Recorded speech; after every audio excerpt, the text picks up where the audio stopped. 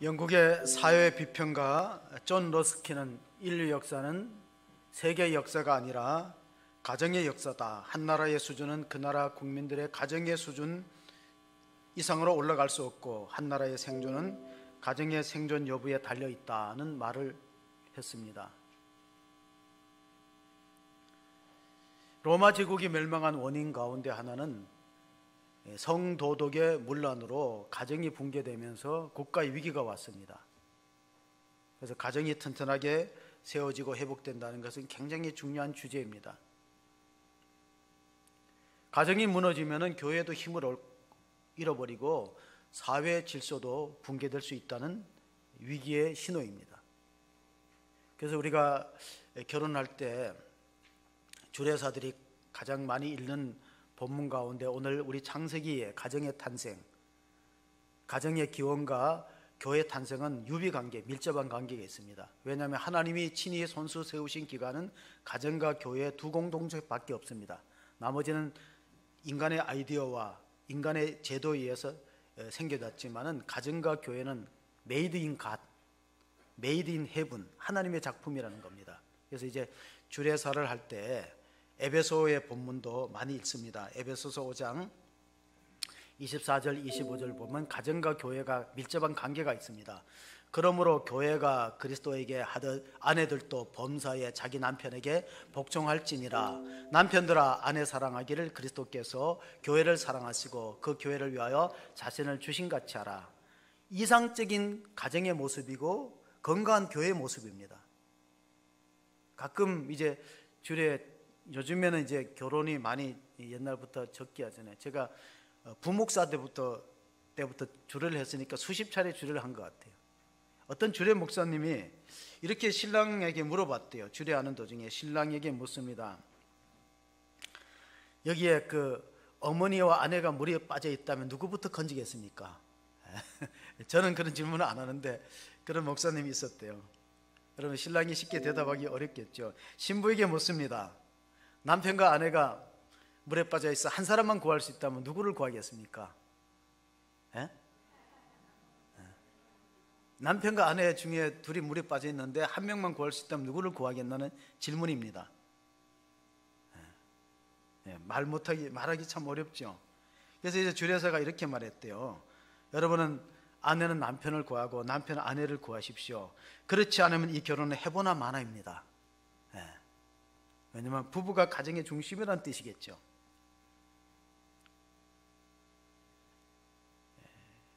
당나라의 시인 가운데 백거이, 백낙천이라는 사람이 장한가라는 시조에서 부부의 사랑을 비익조라는 말로 해석을 했습니다. 비익조는 전설 속에 나오는 새인데 새는 한쪽 눈과 한쪽 날개만 있어요. 그래서 자기 짝을 찾아야만 공중으로 올라갈 수 있어요. 비익조다. 그 뭐냐면 우리는 성경에 보니까 아담의 갈비뼈를 뽑아서 하와를 만들었기 때문에 두 사람이 같이 합쳐야 온전한 사람이 되는 거예요. 안 그러면 이게 한쪽이 비어 있다는 거예요. 어떻게 보면 결혼이라는 것은 잃어버린 반쪽을 찾는 거예요. 잃어버린 반쪽을 찾는 건데 요즘 사람들은 잘 결혼 안 하려고 그러죠. 젊은이들이. 왜냐하면 결혼하면 괴롭고 안 하면 외로운 거예요. 어느 쪽을 선택하겠어요? 케어르케고라는 덴마크의 철학자는 결혼하라 후회할 것이요, 안 해라 결혼하지 말라 후회할 것이다. 어떻게 하면 좋을까요? 소크라테스는 무조건 하라 그랬어요. 소크라테스는 결혼을 해라. 그래서 악처를 만나면 철학자가 되고 좋은 아내를 만나면 행복해질 것이다. 근데 소크라테스 아내는 좋은 아내였어요? 악처였어요? 그 철학자가 되잖아요. 왜 철학자가 되냐면은 악처를 만나면 생각을 많이 하는 거예요. 왜? 어쩌다가 내가 저런 사람을 만났을까? 생각을 많이 하다 보면 사색하다 보면 철학자가 되는 거예요. 저희 큰아이가 84년도에 태어났어요. 큰아이가. 근데 참 저한테 그런 위기가 왔어요. 누구를 선택할 것이냐. 시골에서는 되게 출산할 때 뭐 병원을 잘 신세를 안 지잖아요. 그래서 집에서 진통을 하다가 이게 해결이 안 되니까 병원에 갔어요. 산부인과. 근데 촉진제를 놓고 저는 뭐 그런 게 있는지도 몰랐는데 이제 뭐 곧 출산하겠거니 했더니 부르는 거예요. 보호자 오라고 부르더니 지금 아이 위치도 태아도 거꾸로 돼 있고 사무가 위중하니까 이게 아이를 낳다 보면 이 산모가 위독하고 생명의 위협을 받으니까 아이를 지워버리는 수밖에 없다고 빨리 선택을 해야 되니까 보호자가 이게 사인을 하라는 거예요.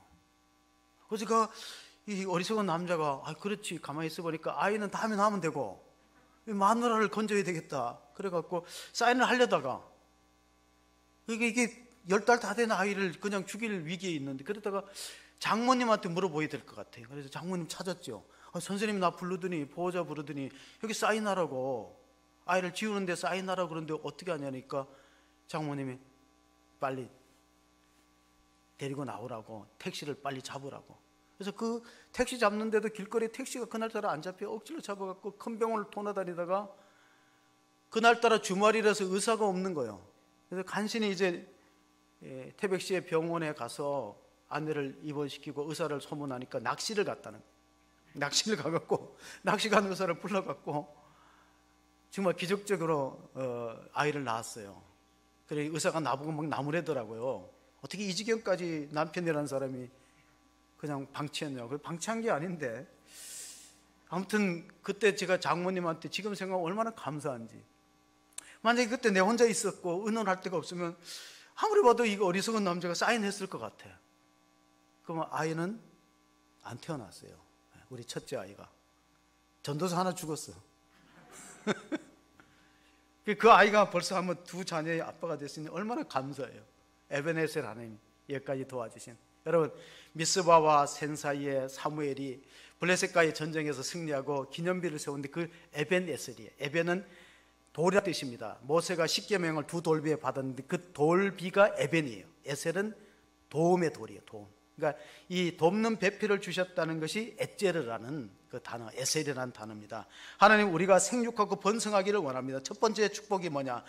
하나님이 사람을 지으시고 첫 번째 축복이 창세기 1장 28절입니다. 하나님이 그들에게 복을 주시며 하나님이 그들에게 이르시되 생육하고 번성하여 땅에 충만하라. 땅을 정복하라. 바다와 물고기와 하늘의 새와 땅에 움직이는 모든 생물을 다스리라 하시니라. 자, 아담에게 하나님이 지으신 피조 세계를 다스리는 첫 번째 권세가 뭐냐면 이름 붙이는 거예요. 각종 새와 동물들 이름 붙이면 그대로 되었다. 오늘 읽었던 창세기 2장의 내용입니다. 하나님이 결혼 제도를 만드셨어요. 왜냐하면 하나님이 세상의 모든 만물을 지으시고 엿새 동안에 보시기에 좋았더라고 창조 사역에 마무리했어요. 첫째 날도 보시기에 좋았더라. 둘째 날도 하나님 보시기에 좋았더라. 그런데 사람을 짓고 나서는 보시기에 좋지 않았어요. 그게 창세기 2장 18절의 내용입니다. 한번 같이 보겠습니다. 여호와 하나님이 이르시되 사람이 혼자 사는 것이 좋지 아니하니 내가 그를 위하여 돕는 배필을 지으니라 하시니라. 그러니까 하나님이 창조 사역에 다 보시기에 좋았는데 아담 혼자 있는 건 보시기에 안 좋은 거예요. 혹시 아이를 하나만 낳으려고 결심했다가도 아이가 혼자 있으면 외로워 보이니까 둘째 낳는 경우가 있잖아요. 그런 게 없나요? 자, 하나님이 아담 혼자 있는 게 너무 외로워 보여요. 그래서 돕는 배필로 하와를 줬기 때문에 마틴 루터는 이렇게 해석을 합니다. 하나님이 아담의 갈비뼈를 취하여서 하와를 지으신 것은 아내는 남편의 종속물 지배되는 대상이 아니라 또 남편의 머리 위에 올라갔더라면 어깨뼈로 지었을 거고 아내를 남편의 종으로 만들려면 무릎뼈로 지었을 텐데 옆구리뼈에서 취했다는 것은 동등된 위치에 있다는 의미다. 마틴 루터는 그렇게 해석했습니다. 아담이 잠들었을 때 갈비뼈에서 하와가 나오듯이 에베소서를 보면은 예수님 십자가에 창에 찔리고 옆구리에 물과 피를 쏟으면서 예수님이 죽으셔서 교회가 탄생되는 겁니다. 그러므로 교회를 일으켜서 주님의 피값으로 세우신 교회다. 그렇게 정의를 내릴 수 있습니다. 영국 사람들은 이런 속담이 있어요. 하루를 행복하려면 이발을 하라. 일주일을 행복하려면 새 차를 사라. 한 달을 행복하려면 결혼을 하라. 1년을 행복하려면 새 집을 장만하라. 그러나 평생을 행복하게 살려면 정직한 사람이 되라.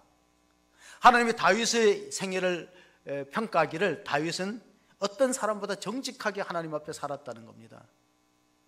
한 사람이 죽고 났을 때 그 사람의 생애를 평가하는 것이 있는데 열왕기상 15장 5절에 보면은 다윗의 생애를 총칭해서 이렇게 평가합니다. 이는 다윗이 햇사람 우리아의 일 외에는 평생에 여호와 보시기에 정직하게 행하고 자기에게 명령하신 모든 일을 어기지 아니하였음이라. 그러니까 하나님이 다윗의 생애를 봤을 때 흠결이 있어요. 왜냐하면 다윗은 6계명서부터 쫙 범죄했거든요.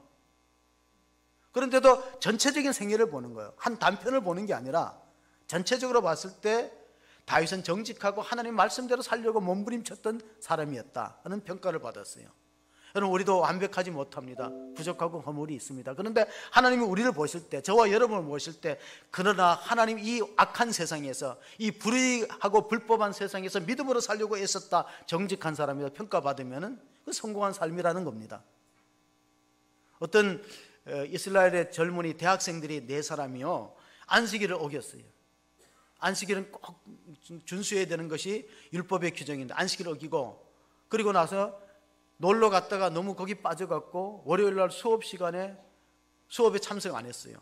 그러면 자기네끼리 입을 맞췄어요. 우리가 깊은 숲속에 들어갔다가 자동차 펑크가 나서 그래서 수업을 못 참석했다. 그래서 같이 변명하자고 4사람이 약속을 하고 이제 다음 수업 시간에 갔는데 교수님이 그러잖아요. 월요일 날 시험을 못 쳤으니까 시험을 봐야 된다. 그런데 여러분은 내가 내는 시험, 정직한 시험에 통과해야 된다. 그래서 4사람을 따로 떨어뜨리고 자동차 바퀴 4개를 그려놓고 타이어 펑크가 나는 바퀴를 표시하시오 했어요. 일치했을까요? 안 했을까요? 네, 잘하시네요. 왜? 타이어 펑크 났다는 것은 입을 맞췄는데 어느 타이어 위치에 펑크 난 걸 안 맞췄거든. 그거 다 고민하는 거죠. 다 다르게 썼지. 그러니까 거짓말이 탄로난 거예요. 정직한 사람이 행복할 수 있는 거예요. 장기적으로 보면은. 서양에는 이런 속담이잖아요. 정직이 최상의 정책이다. 다윗의 결혼 생활이 그렇게 행복하지 못했다는 것은 사무엘하 6장 16절을 보면 알 수 있어요. 자, 여호와의 개가 이제 아비나답의 집에서 또 이렇게 옮겨올 때 하나님께서 그 다윗이 너무 기뻐 갖고 예루살렘 성에 하나님의 법궤가 들어오는 걸 보고 아비나답의 집에서 옮겨서 할 때 이제 오베데벤 집에서 옮긴다. 아비나답의 집에서 우사가 가드 사람 우사가 나곤의 타작마당에서 손댔다가 죽었거든요. 그 다음에 이제 오베데돔의 집에 와서 잠시 있는데 3달 동안에 하나님께서 엄청난 축복을 그 가정에 쏟아줬어요. 하나님의 법궤는 하나님의 임재를 상징하기 때문에 하나님이 계시는 곳에 축복이 임했더라. 그래서 이제 예루살렘 성으로 올라오는데 그 너무 좋아서 춤을 추다가 바지가 흘러내릴 때 아내가 미갈이 비웃었던 내용이 사무엘하 6장 16절입니다.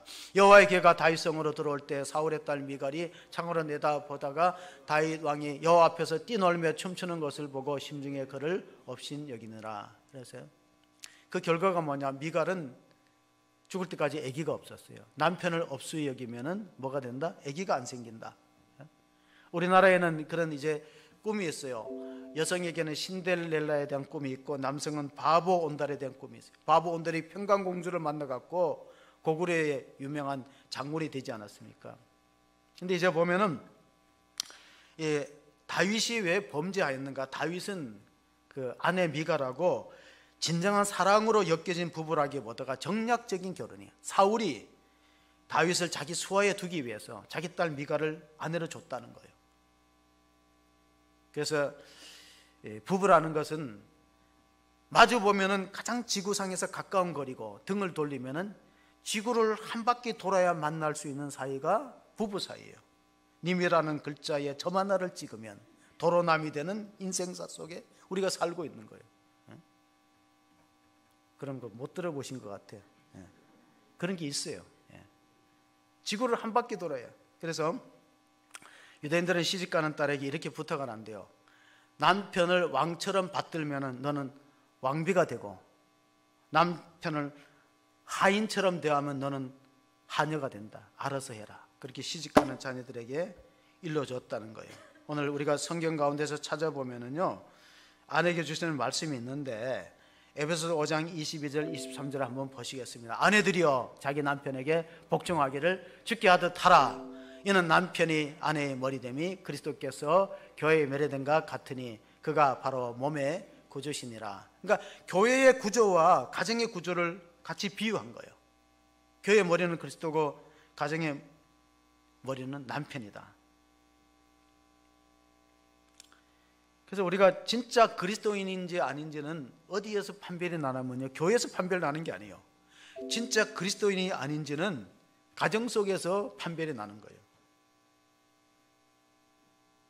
제가 2002년도에 개척을 했는데 그때 아이들이 학생 때 같대, 학생회. 근데 정확히 기억을 잘 못하는데 둘째가 그랬는지 아빠 저 다른 교회 다니면 안 돼요 이러더라고. 나는 말을 못하는데 아내가 그러면 안 된다 잘 설명해 준 것 같아요. 이 자식들이 봤을 때 참 우리 아빠가 참 목사의 자격이 있는가. 교회에서 판별이 되는 게 아니고 가정에서. 여러분 어떤 분은 우리 시어머니가 권사님인데 시어머니 나가는 교회에 나가고 싶지 않다는 사람이 있어요. 그거 아셔야 돼요. 우리 교회는 그런 사람이 없지만. 그러니까 정말로 신앙생활 잘 하는지 안 하는지는 가정에서 드러나는 거예요. 만약에 여러분이 자녀들이, 여러분이 딸이 나 결혼했고 우리 아빠 같은 사람 만나고 싶다면 그 자녀 교육 잘 된 거예요. 우리 아들이 나는 커서 엄마 같은 배우자랑 결혼하고 싶어. 그러면 그거 괜찮은 거예요. 근데 만약에 우리 자녀들이 우리 부모님도 사는 거 보니까 나 결혼하고 싶지 않다. 그런 자녀가 있을까요? 없을까요? 있어요. 우리 부모들 사는 거 보니까 나 시집 장가 가고 싶지 않다. 이렇게 생각하면은 우리를 돌아봐야 되는 거예요. 좀 돌아봐. 오늘 가정을 포도원이라고 비유한다면 아가서 2장 15절에 있어요. 포도원을 허는 작은 여우를 잡아라. 가정을 힘들게 하고 어렵게 하는 가장 근본적인 가정을 흔드는 원인은요, 이기심이에요. 이기심, 자기중심성. 나만 위해 달라는 거예요. 그런 것이 가정을 힘들게 하는 거예요. 남편들에게 주는 말씀도 있어요. 남편들은 자기 아내 사랑하기를 그리스도께서 교회를 사랑하여 자기를 주신 것 같이 하라, 희생하라 그랬는데 서로 간에 자기중심성이 있으면요, 가정에 위기가 오는 거예요. 유대교회는 랍비한테 승인을 받으면 이혼이 허락됩니다. 그래서 한 남편이 랍비를 찾아갔어요. 도저히 못 살겠다고. 집은 좁은 데다가 애들은 많고 마누라는 늘 잔소리만 하고 집안이 희한하다면서 나를 좀 잘 도와달라 그러니까 랍비가 그 남자에게 물어봤어요. 집에 혹시 염소 키우느냐고. 염소 안 키우고 사냥 안 키우는 유대인이 있냐고. 그러면 그걸 집에 드리라고 그랬어요. 집에 들어가니까 이제 난장판이 되겠죠. 좁은 데다가 염소들이 와서 막 소리 지르고 이러니까. 그걸 찾아갖고 집이 더 엉망이 됐어요. 랍비하고 상담을 하니까 이번에 닭을 키우냐고 물어봤어요. 닭도 있지요. 그러니까 닭도 집안에 데리고 들어오라 그랬어요. 닭이 막 새벽마다 울지요. 완전히 집안이 아수라장이 되는 거예요. 그래갖고 다시 랍비한테 찾아가서 염소와 닭이 들어오니까 이제 진짜 이게 이 집은 못 살 집이라고 그랬더니 그럼 우선 염소와 닭을 다 내보내보라 그랬어요. 그리고 내보내놓고 다시 찾아왔더니요, 이렇게 말하더래요. 우리 집이 궁전 같다고. 시끄럽다고 나가버리니까 집이 조용하고 궁전 같잖아요. 그게 뭐냐면은 가정을 힘들게 하는 건 이기심과 비교의식이에요. 두 가지 잊지 마세요. 가정을 허는 여우가 뭐냐면 비교하는 거예요. 저 집과 우리하고 비교하고. 이기심과 비교의식이. 그래서 C.S. 루이스라는 교수가 말했어요. 사탄이 마지막 시대에 노리는 것은 성도로 하여금 비교의식을 심어주는 거예요. 이 정도면 감사할 일들이 있는데 자꾸 비교해요. 우리 자녀를 다른 자녀하고 비교하고, 남편을 옆집의 아저씨하고 비교하고, 자꾸 비교하다 보니까 불행해지는 거예요. 제가 주례사 때 행복한 결혼 생활의 ABC를 얘기한 적이 있어요. 첫 번째 A가 뭐냐면 억셉트, 수용하는 거예요. 차이점을 받아들여요. 배우자하고 나하고 다른 것은 틀린 게 아니에요. 다른 거지. 다 달라요. 우리도 엄청나게 달라갖고 싸우기도 했어요. 엄청나게 달라요. 우선 밥 먹는 속도부터 달라. 저는 밥을 한번 벌써 다 먹었을 때 제 아내는 위에 것도 다 못 먹어요. 뭐든지 식성서부터 달라요. 저는 이제 치약을 주로 중간부터 짜고 집사람은 끝에부터 짜요. 왜 자꾸 나보고 중간부터 짜냐고 그래요. 근데 그 중간에 짜면 빨리 나오거든. 그 언제 말아가지고 그러지. 다 달라요. 그래서 우리가 오늘 결혼에 성공하는 원리는 부모를 떠나서 둘이 하나가 되라는 그 독립이거든요. 부모를 떠나는 것이 독립인데 세 가지 독립이 있어야 돼요. 여러분 주보 칼럼에 들어있는데 첫째로는 문화적인 독립이 있어야 돼요. 양쪽에서 살아온 성장 환경이 달라요. 문화적인 차이가 있어요. 그걸 수용해야 돼요. 억셉트는 수용하라는 거예요. 왜냐하면 내가 성장하는 가정하고 또 배우자가 성장하는 그 집안의 문화가 다르잖아요. 감자를 쪄도 어떤 집에는 설탕에 찍어 먹고 어떤 집에는 어디에 찍어 먹어요? 소금에 찍어 먹어요. 그래서 서로 안 맞는 거죠. 문화적인 차이죠. 일본 문화를 가리켜서 수치 문화라 그리고 서양 문화를 가리켜서 재책 문화라 그리고 동양 문화를, 우리나라의 문화를 체면 문화라 그래요. 그 구카와 칼이라는 문화 인류학자가 한 말인데 차이가 있는 거예요. 혹시 양식과 한식의 차이를 아세요? 예? 양식과 한식의 차이를 아세요? 그 문화적인 차이인데,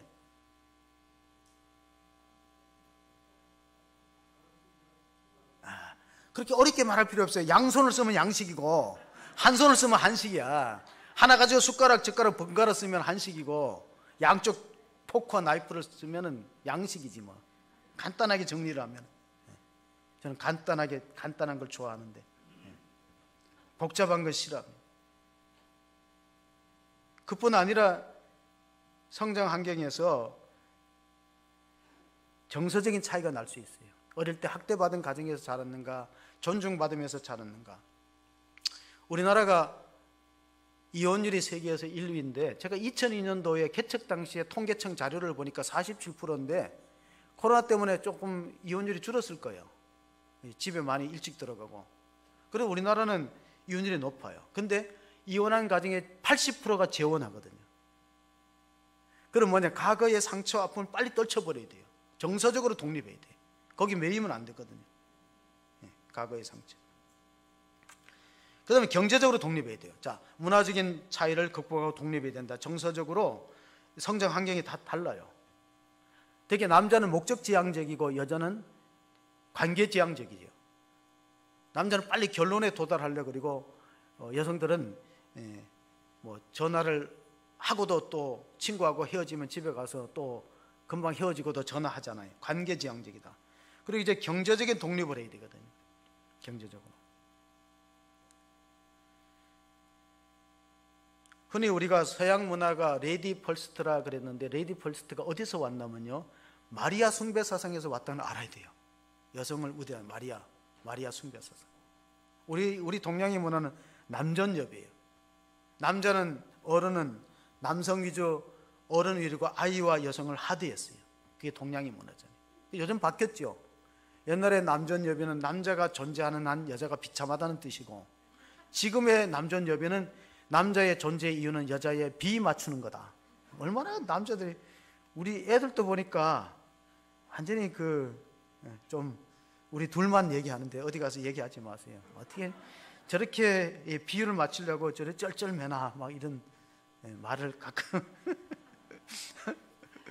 하기도 하는데, 자, 성공적인 결혼 생활 A는 억셉트 수용하는 거고, 두 번째는 믿어주는 거예요. 빌리브, 믿어주라는 거예요. 만약에 아담이 잠들었을 때 아내가 그 하와의 갈비뼈를 자꾸 이렇게 만져봤다면 그 가정은 불행할 거예요. 왜냐하면 혹시 내 없는 사이에 나가서 또 갈비뼈 하나 갖고 여자 만들어놨나, 그 의심해 보세요. 그러니까 사랑에도 암병이 있는데 그게 의심이라는 거예요. 사랑에 항암제가 있는데 그게 믿음이에요. 신뢰하는 거. 빌리브, 믿어주라. A는 억셉트고 B는 믿어주라. 세 번째, 결혼 생활의 행복은 케어, 돌봐야 돼요. 왜냐하면 하나님이 상대방의 부족을 메꾸라고 배우자를 준 거예요. 그러니까 남편의 부족한 것은 아내가 메꾸고, 아내의 부족한 건 남편이 메꿔야죠. 이 한문자로 이 남자를 보면요, 밭전자 밑에 힘력자예요. 옛날에는 남자가 할 일이 뭐냐, 밭에 나가서 열심히 일해서 가족들의 생계를 책임져야 되는 거예요. 근데 요즘에는 또 다 맞벌이 하니까 이게 갈등의 원인이 돼요. 왜냐하면 육아도 해야 되고 애도 키워야 되고 또 나가서 돈도 벌고, 여자가 참 힘들잖아요. 그러면 이제 같이 뭔가를 나누어 줘야 되는데, 어떤 분이 퇴근해 갖고 이제 아내가 이제 남편의 웃돌이를 받아주는데, 이 호주머니에서 사진이 딱 떨어지는데 여자 사진이 떨어진 거예요. 부인이 딱 긴장해 갖고, 뭐 여자 사진이냐고 그러니까 자기 사진이에요. 자기 사진. 여보, 왜 내 사진을 갖고 다니니까, 나 지갑에다가 당신 사진 넣고 다녀. 그럼 왜 갖고 다니까? 이거 볼 때 좀 이렇게 위로가 된다 그래서. 아니, 내가 그렇게 아직도 신비하고 강력한 존재냐 그러니까, 나는 사진을 볼 때마다 이렇게 속삭인데 이보다 더 큰 문제가 있을 수 있는가? 다른 문제에 비하면 이거는 문제도 아니다. 이보다 더 심각하고 기막힌 문제가 있느냐. 그러니까 여자가 좋았다 말했겠죠. 어떤 분이 이제 부인이 트위터에다가 글을 올렸어요. 가정사역자한테 아마 상담하는 것 같아요. 우리 남편은 골초다. 우리 남편은 깡수를 먹는다. 그런데도 주일날에 교회를 꼬박꼬박 간다. 이런 인간도 천국 갈 수 있을까? 그랬더니 가정사역하는 목사님이 댓글을 달았어요. 모르긴 해도 빨리는 갈 것 같다고. 예. 빨리 가지. 그 술 끊고 담배를 끊어야 되는데 안 끊어요. 습관에는 그렇게 무서운 겁니다.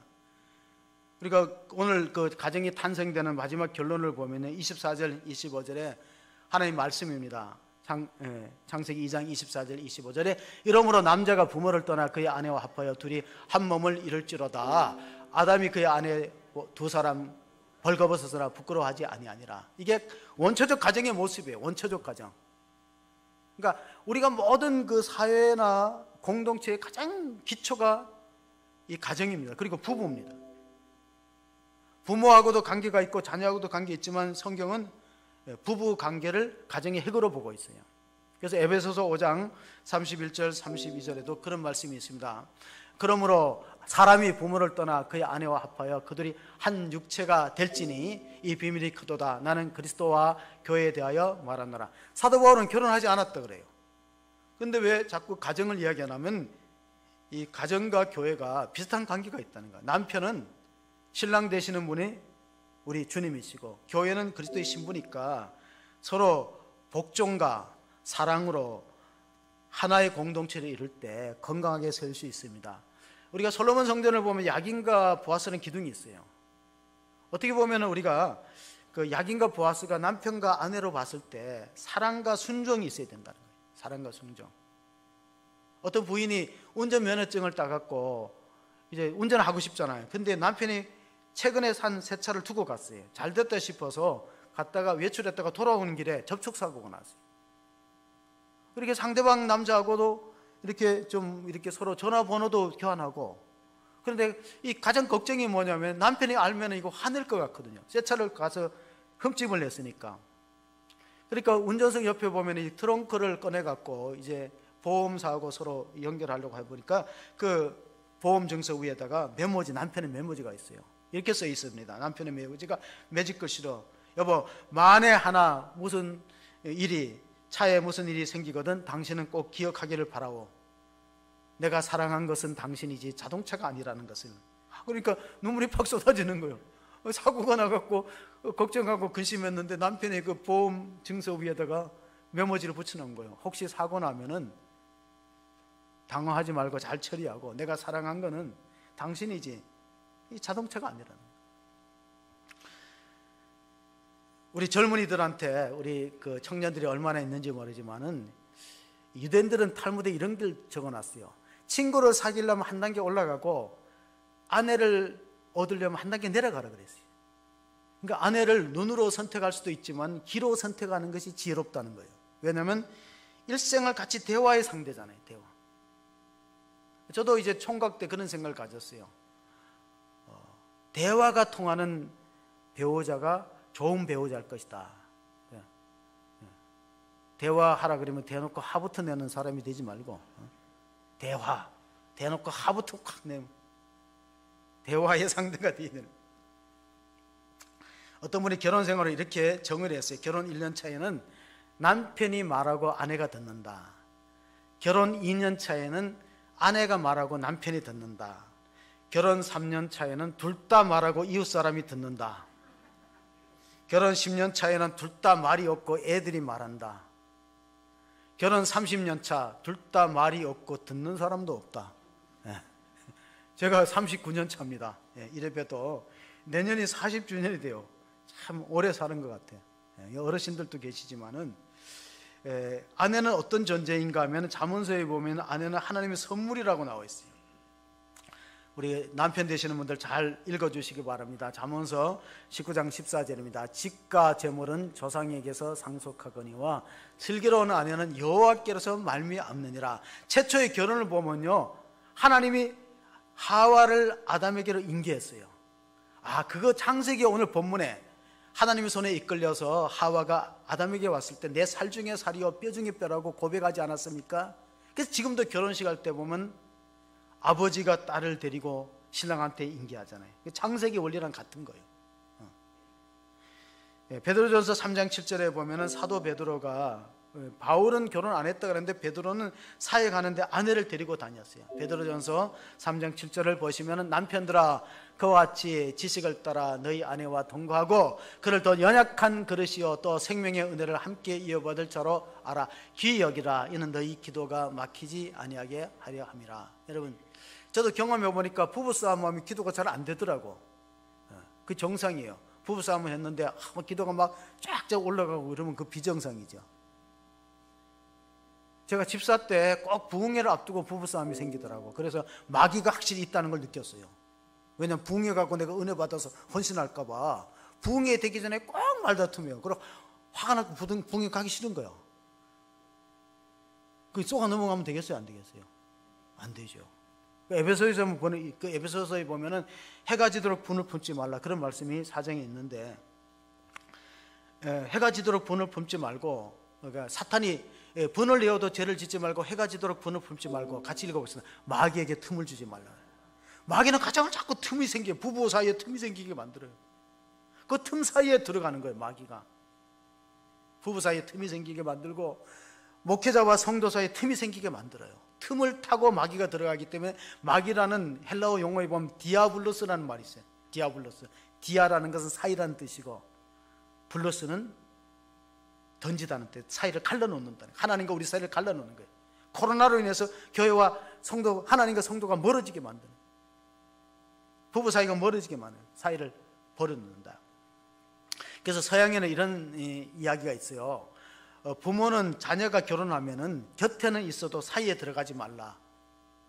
beside them, not between them. 꼭 기억하세요. beside them 뭐야? 옆에서 후원자가 되고 든든한 버팀목이 되어주듯이 부부 사이에 들어가면 안 된다는 거예요. 그래서 beside them, not between them이란 말, 그래서 생기는 것입니다. 근데 오늘날의 고부간의 갈등, 이게 잘 안 돼요.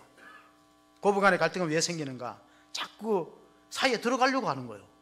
그러면 안 되죠. 시편에 보면은, 솔로몬이 성전에 올라가서 시편에 보면은 여호와께서 집을 세우지 아니하시면 세우는 자의 수고 헛되고 여호와께서 성을 지키지 아니하시면 파수꾼의 경성함이 허사로다. 우리가 늦게 누우며 아침에 일찍 나고 수고해도 얻은 것이 없다. 하나님이 사랑하는 자에게 잠을 주신다 말씀이 있습니다. 자식은 장사의 수중에 하살의 전통 같으니, 전통의 하살 같으니, 이것이 많은 사람은 수치를 당하지 않고 성문에 수치 당하지 않는다는 것은 세상에 나가서도 인정을 받는다는 뜻입니다. 그러니까 아내한테 인정을 받아야 남편이 세상에 나가서 자기의 그 능력을 발휘하지 않겠습니까? 만약에 우리 자녀들이 하나님 나라에 대해서 궁금증을 가지고 천국은 어떤 것이야 하고 물어볼 때 우리가 자신 있게 이렇게 말할 수 있으면 돼요. 야, 천국은 뭐 우리 가정과 같아. 이러면 그건 성공적인 가정이에요. 천국은 우리 가정과 같아. 엄마 아빠가 사는 모습과 같아. 그러면은 참으로 아름다운 가정이기 때문에, 가정의 주인이 누구냐? 옛날에 우리가 가부장 시대에는 가정의 주인이 남편이었어요. 또 요즘은 너무 자녀들 위주로 가지요. 자녀들 위주로. 어떤 집은 또 아내 주도형으로 이루어지는 가정도 있어요. 근데 가정은 주인이 누구냐? 여러분, 이런 그림 혹시 본 적이 있어요? 가정의 주인이 누구냐? 우리가 그림을 보면 그리스도는 이 집의 주인이시오, 식사 때마다 보이지 않는 손님이시오, 모든 대하에 말없이 듣는 이시라. 그러니까 가정의 주인이 그리스도가 될 때에 이 건강한 가정이에요. 가정이 남편 주도형, 아내 주도형이 아니라 가정의 주인은 그리스도가 이 집의 주인이다. 근데 저 사진의 유래를 보면요, 여러분 저 예수님 얼굴 잘 보이십니까? 네, 영안이 밝으시네요. 네. 제가 청년 때 저게 잘 안 보였어요. 검은 것과 흰 점이 있어갖고, 그러니까 청년부가 이거 영안이 열리고 믿음이 좋아해 보인다 그래서 제가 굉장히 낙심했어요. 시험 들 뻔했어요. 나는 저기 예수님 얼굴이 안 보이더라고요. 처음에 흰 부분하고 까만 부분만 보여요. 근데 원래 이 그림이 2차 세계대전 이후에 사진 기자가 중국의 들판을 다녔어요. 말을 타고 중국의 들판을 다니면서 이렇게 하나님께 기도했대요. 하나님, 예수님 얼굴 한번 보여주시면 내가 더 잘 믿을 것 같은데. 그렇게 기도했더니 그 어느 산골길을 갈 때에 지금 2월 달쯤 된 것 같아요. 한쪽에는 눈이 녹았고 한쪽에는 검은 땅이 드러났어요. 그러니까 눈이 녹다만 이 봄철에 내려서 사진을 찍으라는 계시의 음성이 들렸다는 거예요. 내려서 빨리 찍으라. 그래서 들판을 찍었더니 집에 와서 현상해 보니까 예수님 얼굴이 나타난 거예요. 그거예요. 저기 흰 부분은 눈이 덮여 있는 땅이고 까만 부분은 눈이 녹은 땅이에요. 눈을 좀 뜨세요. 눈을. 지금 눈을 닫고 이 계시는 분인데 저기 예수님 사진이 혹시 잘 안 보이시는 분 있으세요? 다 보이시네. 다 영안이 밝으시네. 가운데 예수님 얼굴이 보여요. 이 상반신이 보이고. 가정의 주인이 그리스도라는 거예요.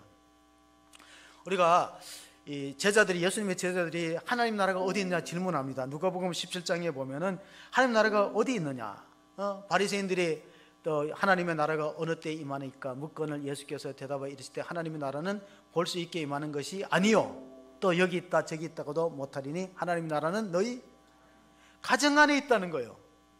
마태복음 5장 우리가 팔복의 말씀을 신년 특별 새벽기도 읽었어요.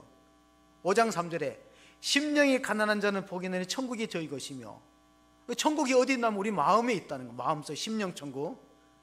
하나님 나라 너희 안에 있다는 거. 공동체, 가정 공동체 안에 있다는 거예요. 하나님 나라가 교회 공동체 안에서 천국을 경험한 사람이 이제 하나님 나라에 가는 거예요. 우리가 찬송가 즐겨 부르는 찬송가 가운데 높은 산이 거친들이 초막이나 궁궐이나 내 주 예수 모신 곳은 그 어디나 하나님 나라인 줄 믿으시기 바랍니다. 하나님 나라가 가정의 주인이 예수님이고 내 마음에 주님을 모시면 그 천국이에요. 만약에 그런 훈련이 안 되면 천국에 가도 어색할 거예요. 가정이라는 것은 천국을 미리 앞당겨 맛볼 수 있는 장소이기도 하면서도 지옥을 미리 경험할 수 있는 장소예요. 그런 가정이 안 된 것만 해도 얼마나 감사해요. 그러면 가정이 불행하고 가족끼리 갈등하면요, 이 땅에서 미리 지옥을 맛보는 거예요. 전혀 그런 가정이 아니기 때문에 공감을 안 할지 모르지만은 그 의사들이 그렇게 말했어요. 그 심장병을 치료하는 의사들이 누군가를 용서하지 못하고 미워하고 이런 것들이 심장병을 일으킬 수 있는 요인이 될 수 있다. 그리고 정신병에서도 이렇게 말합니다. 용서하지 못하고 용서받지 못하는 것들이 정신병의 75%를 차지할 수 있다는 거예요. 만약에 누구로부터 용서받고 그리고 용서해 줄 수 있다면은 그러면 이 정신질환에서 빨리 벗어날 수 있는, 해방될 수 있는 길이다. 건강의학을, 면역력을 연구하는 학자들이 이렇게 말합니다. 우리가 기분이 좋거나 웃거나 그러면 엔돌핀이 나온다는 거예요.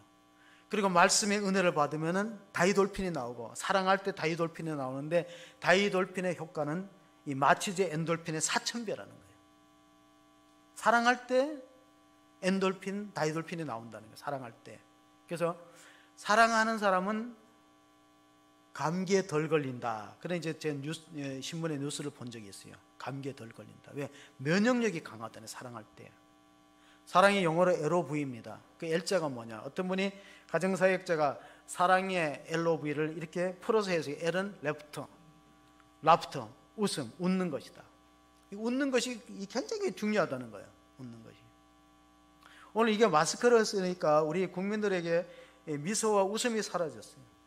웃음이 사라졌어요. 웃는 것이 얼마나 우리 정신건강에 도움이 됩니까? 어떤 섬마을의 노처녀가 그 새해가 되면서 원래는 꼭 시집을 가야 되겠지 이렇게 하는데 마침 육지에서 혼처가 왔어요. 그러니까 이제 결심했지. 이번에는 반드시 내가 이제 잘 이렇게 이제 맞선이 잘 돼갖고 시집을 가야 되겠다. 원래는 그래가지고 이제 약속된 맞선을 보는 날 육지로 나가야 되잖아요. 배를 타고 맞선을 보려고. 이제 치장을 하겠죠. 좋은 옷도 입고 또 때 빼고 강 내고 다 이렇게 하다 보니 시간이 많이 갔어요. 그래서 배가 떠날 시간이 되니까 이거 요번에 놓치면 큰일 나거든요. 왜? 노처녀가 이제 한 살 더 먹으니까. 그래가지고 부둣가로 딱 나가는데 지금 뚜하고 배가 이제 육지에서 좀 떨어진 거예요. 큰일 났구나. 이 배를 놓치면은 맞선 장소에 못 가면은 아마 이게 결혼이 성사되기 어려우니까, 그러니까 손을 흔들면서 잠깐만 조금만 기다려요 하고 배전을 향해서 딱 뛰었는데 그 거리가 얼마나 되겠어요. 그러니까 뱃전에 닿지 못하고 물에 풍덩 빠졌어요. 그러니까 사람들이 아니 처녀가 물에 빠지니까 허우적거리니까 가서 이렇게 구해주면서 부둣가에 있는 사람들이 말했어요. 뭐가 저렇게 급한 기요, 10초만 기다리면 도착하는데.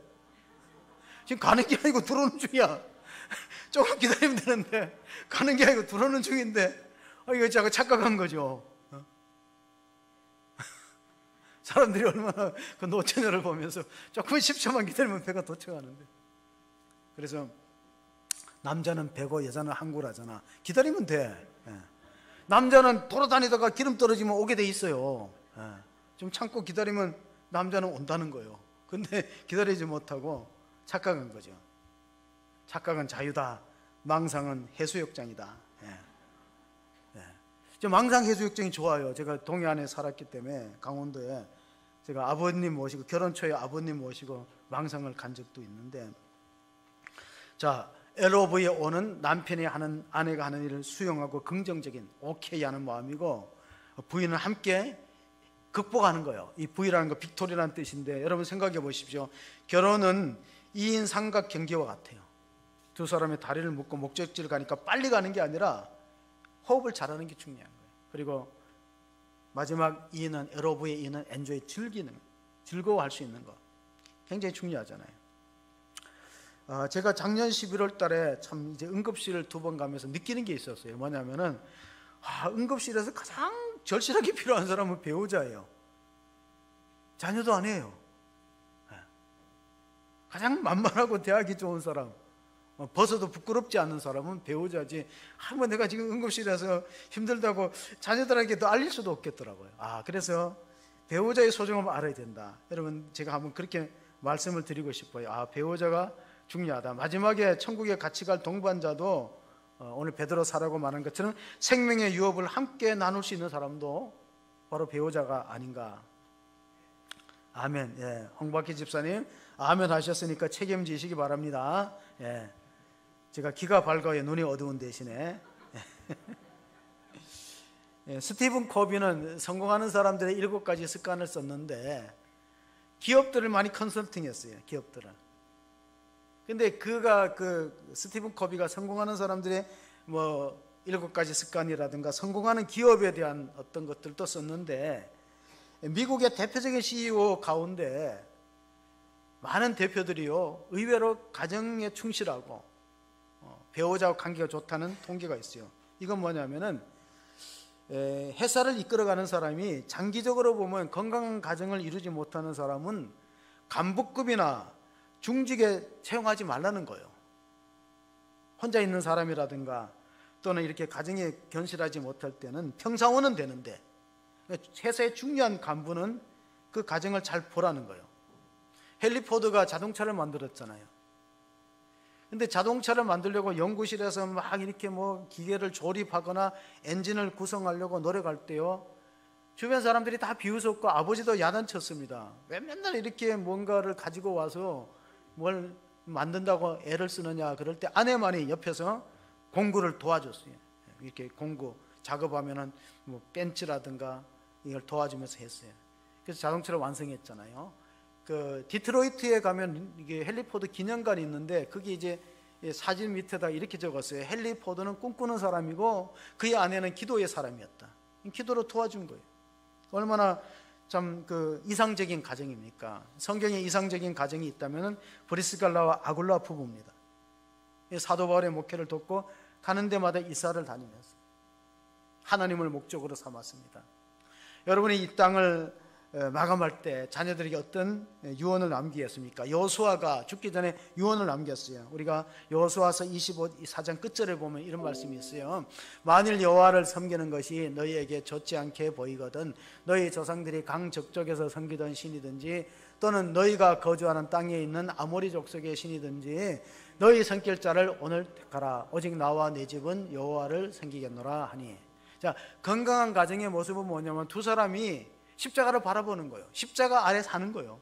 하나님만을 주목하고 바라보고 예배하는 백성이 되고 하나님만을 섬길 때 자녀들이 따라오게 되어 있는 거예요. 자녀들에게 교회를 나가라 그러기 전에 우리가 먼저 하나님 앞에 올인하고 헌신된 모습을 보여주는 게 얼마나 중요한가. 지금 우리 장로님이 대표 기도에서 3월 달에 춘삼월에 우리 국가의 지도자를 뽑는다고 했지만은 네거티브라는 선거 전략이 미국에서 시작됐습니다. 그 사람이 이제 리 애트워터라는 사람입니다. 공화당의 중력이었고 공화당 국회의원이었고 미국의 핵심적인 정치 지도자였는데, 그를 통해서 조지 부시라든가 또 로널드 레이건이라는 공화당 대통령이 당선됐기 때문에 어떤 의미에서 이 사람은 킹메이커입니다. 자기는 대통령이 되지 않았지만 킹메이커 역할을 한 거죠. 근데 이분이 이제 정치 일선에 있다가 뇌종양이 걸립니다. 뇌종양에 걸려서 의사로부터 뇌종양이라는 진단을 받고 정계를 은퇴합니다. 제 인생을 돌아보며 반성하며 아내 곁으로 가고 싶다고 정계를 은퇴합니다. 그리고 나서 그가 편지를 썼어요. 추수감사주를 앞두고 편지를 써갖고 정적들에게, 그 네거티브 선거 전략을 했으니까 아마 그 원한 관계에 있는 사람들이 있을 거예요. 그 편지를 써갖고 제 인생을 돌아보면서 회개합니다. 용서해 주세요. 그럼 이제 편지를 썼어요. 라이프라는 잡지에도 자기는 누구보다도 부와 권력과 명성을 위해서 살았지만은 죽음을 앞두고 돌아보니까 공허하고 아무것도 아니다. 어떤 권력의 최정상의 자리도 가족들과 친구들이 주는 마음의 따뜻한 위로와 행복과 비교할 수 없다. 그런 말을 했습니다. 그리고 그가 기운이 없어서, 뇌종양으로 나중에 기운이 없어서 마지막 예배를 교회에 와서 드릴 때 기자가 찾아왔습니다. 소감을 말해보세요. 아마 정치인으로 소감을 물어본 것 같아요. 나는 정치인으로 권력의 최정상에서 살아왔지만은 오늘 가족들의 손을 잡고 함께 기도하면서 예배드리는 이런 행복과는 내가 정치가로서 경험했던 그 성공과 비교할 수 없다. 차라리 지금이 더 행복하다. 여러분도 하나님을 만나십시오. 그리고 행복하게 사십시오. 킹메이커로서 미국의 대통령을 만들었던 사람의 고백입니다. 사랑하는 성도 여러분, 독일의 작가 괴테가 한 유명한 말이 있어요. 왕이든지 시인이든지 정치가든지 군인이든지 농부든지 가정에서 행복을 느끼지 못하는 사람은 그 어디에서 행복의 파랭새를 쫓아가는 것이 부질없는 것이라는 걸 기억하는, 건강한 가정을 회복하는 일에 힘쓰는 복된 성도가 다 되시기를 주의 이름으로 축원합니다. 아멘. 하나님 아버지, 오늘 우리의 가정은 어떠한 자리에 서 있습니까? 하나님께서 아담과 하와를 최초의 가정으로 탄생시키시며 생육하고 번성하고 땅에 충만하라고 문화명령을 주셨습니다. 하나님, 우리 가정들이 흔들리고 있다면 말씀으로 돌아오기를 원합니다. 십자가 아래서 순종과 이해와 사랑과 격려로 서로를 용서하면서 한마음 한뜻으로 주님을 바라보는 가정이 되기를 원합니다. 또한 우리 자녀들이 우리의 모습을 보면서 오직 나와 내 집은 여호와만 섬기겠노라, 여호와만 예배하겠노라, 다른 것을 섬기지 않고 세상의 물질이나 권력이나 명성을 섬기지 않고 하나님만을 온전히 섬기겠다는 마음으로 우리를 바꾸어 주시고 회복하여 주셔서 우리가 가진 것이 없고 여러 가지 부족하고 결핍석이 있지만은 하나님 한 분만으로 여호와가 나의 목자가 되시니, 우리 가정의 목자가 되시고 교회의 목자가 되시니 내가 부족함이 없다는 고백이 우리 모든 성도의 고백이 될 수 있도록 축복하여 주시옵소서. 우리 구주 예수 그리스도의 이름으로 기도합나이다. 아멘.